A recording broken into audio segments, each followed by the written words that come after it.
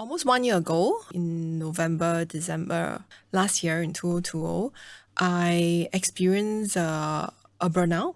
I believe it was due to me being a new mother, having new responsibility, the changes in the work from home, and also the demands from companies during this period where they need you to work from home, but they still require the same demands from you in terms of your contribution. So it was quite a tough year for me, 2020. I gave birth to my son in October 2019. I took, 4 months maternity. And when I came back to work in February last year, it was like the start of the pandemic. So I remember looking forward to go back to office, to kind of like meet my colleagues again and all. And then we are being told to actually work from home. So I think all these changes really took a toll on me unknowingly. I didn't know. For me at that point of time, I was just doing what I needed to do. Definitely, I didn't feel good. I was constantly anxious. I'm always very stressed out. Work was really demanding because now that you don't need to commute, you have meetings like 9 a.m. all the way until 5 p.m. or even 6 because you can because you're at home.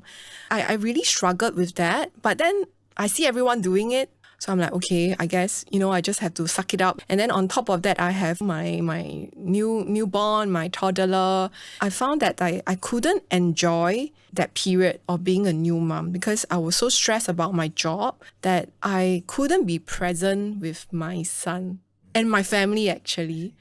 I wake up every morning thinking about work, anxious to get into the first meeting, but thinking about what's going to happen the next day again, work-wise, okay, there's this meeting, what I need to prepare and all.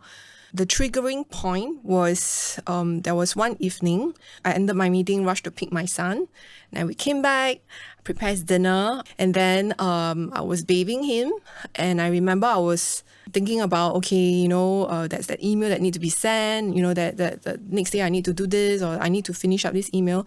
That I didn't realize that I actually turned on the hot water. Yeah, as in the water was hot.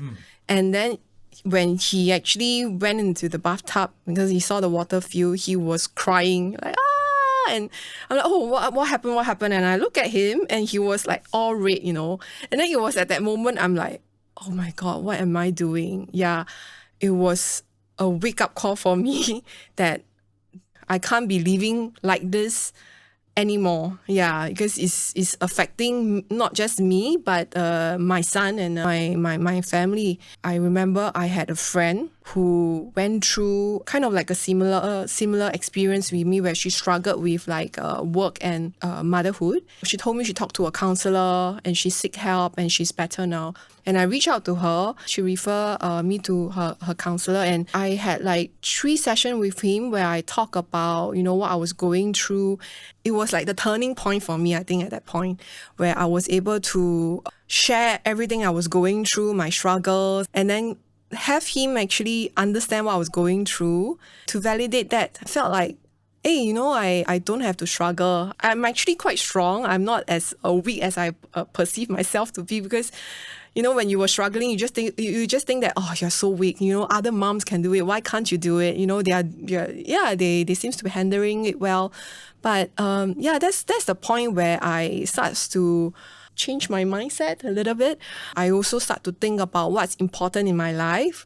What's the priorities in my life? And to me, it's obviously my child and my family.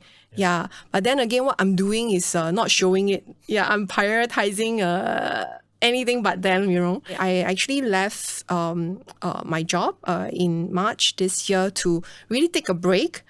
To just focus on my mental health and just, focus on my family. I thank my burnout because if it didn't happen, I would still be toiling, before. I had such a great understanding of myself right now. That's also why I really want to pay it forward. I know there are people who are struggling. They probably thought that, they just have to suck it up because this is what everyone is telling them and what they are seeing. Yeah. But no, they are not. They are not alone. I went through it. I know how it feels. So I hope I can be there to support them. Yeah.